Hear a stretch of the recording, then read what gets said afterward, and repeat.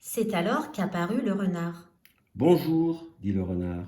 Bonjour, répondit poliment le petit prince, qui se retourna mais ne vit rien.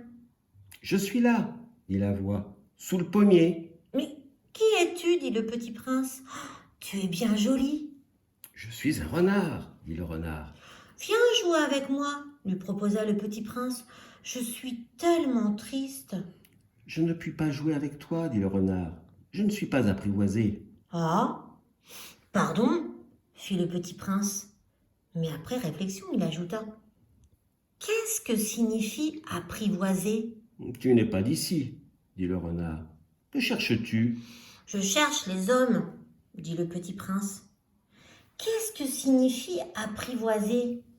Les hommes, dit le renard. Ils ont des fusils et ils chassent.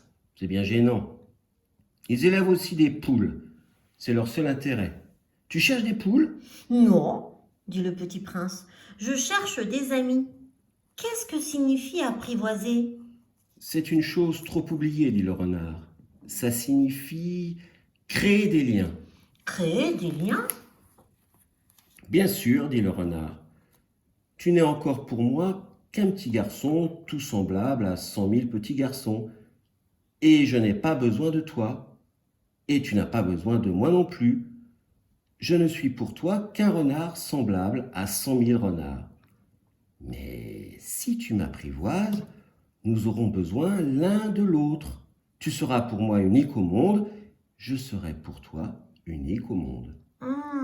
Je commence à comprendre, dit le petit prince. Il y a une fleur, je crois qu'elle m'a apprivoisé.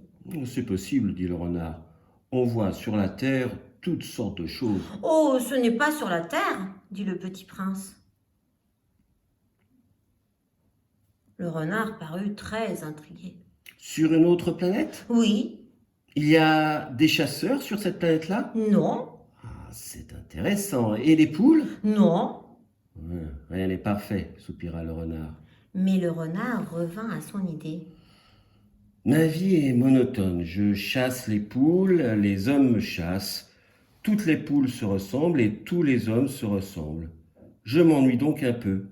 Mais si tu m'apprivoises, ma vie sera comme ensoleillée. Je connaîtrai un bruit de pas qui sera différent de tous les autres. Les autres pas me font rentrer sous terre. Le tien m'appellera hors du terrier, comme une musique.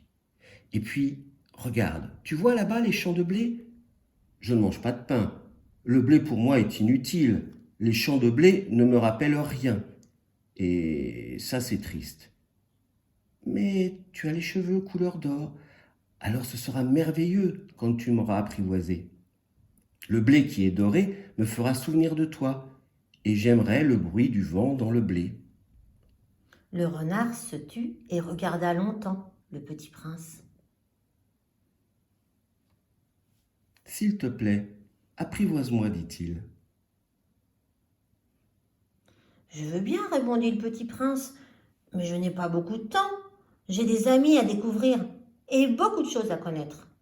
On ne connaît que les choses que l'on apprivoise, dit le renard. Les hommes n'ont plus de temps de rien connaître. Ils achètent des choses toutes faites chez les marchands. Mais comme il n'existe point de marchands d'amis, les hommes n'ont plus d'amis. Si tu veux un ami, apprivoise-moi. Que faut-il faire dit le petit prince. Il faut être très patient, répondit le renard. Tu t'assoiras d'abord un peu plus loin de moi, comme ça, dans l'herbe. Je te regarderai du coin de l'œil et tu ne diras rien. Le langage est source de malentendus, mais chaque jour, tu pourras t'asseoir un peu plus près. Le lendemain revint le petit prince. Il eût mieux valu revenir à la même heure, dit le renard.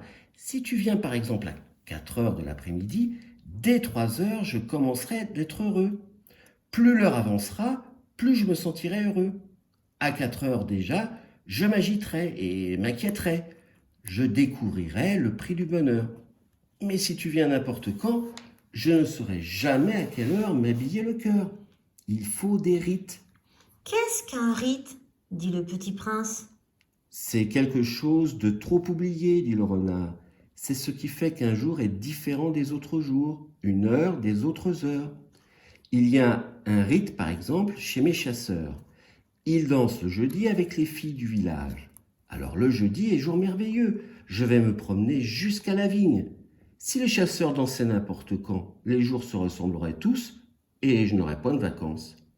Ainsi, le petit prince apprivoisa le renard, et quand l'heure du départ fut proche, Ah, dit le renard, je pleurerai. c'est ta faute, dit le petit prince.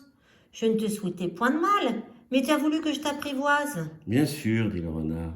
Mais tu vas pleurer, dit le petit prince. Bien sûr, dit le renard. Alors tu ne gagnes rien. J'y gagne, fit le renard, à cause de la couleur du blé. Puis il ajouta, va revoir les roses. Tu comprendras que la tienne est unique au monde. Tu reviendras me dire adieu et je te ferai cadeau d'un secret. Le petit prince s'en fut revoir les roses. Vous n'êtes pas du tout semblable à ma rose. Vous n'êtes rien encore, leur dit-il. Personne ne vous a apprivoisé. Et vous n'avez apprivoisé personne. Vous êtes comme était mon renard. Ce n'était qu'un renard semblable à 100 000 autres. Mais j'en ai fait mon ami. Et il est maintenant unique au monde. Et les roses étaient bien gênées. Vous êtes belles, mais vous êtes vides, leur dit-il encore. On ne peut pas mourir pour vous. Bien sûr, ma rose et moi, un passant ordinaire croirait qu'elle vous ressemble. Mais à elle seule, elle est plus importante que vous toutes, puisque c'est elle que j'ai arrosée, puisque c'est elle que j'ai mise sous globe, puisque c'est elle que j'ai abritée par le paravent, puisque c'est elle dont j'ai tué les chenilles, sauf les 2 ou 3 pour les papillons, puisque c'est elle que j'ai écouté se plaindre ou se vanter, ou même quelquefois se taire, puisque c'est ma rose. Et il revint vers le renard. Adieu, dit-il. Adieu, dit le renard. Voici mon secret. Il est très simple. On ne voit bien qu'avec le cœur. L'essentiel est invisible pour les yeux. L'essentiel est invisible pour les yeux, répéta le petit prince afin de s'en souvenir.